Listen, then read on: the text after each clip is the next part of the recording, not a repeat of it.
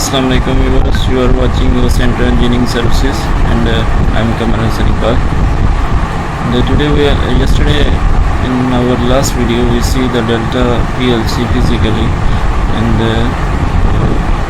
now we are going to install this software WPLSoft V2.2.45 setup.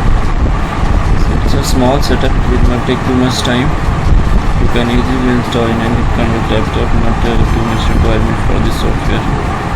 So this welcome installation wizard window, next, and then license agreement, accept. Okay, here you can use any username.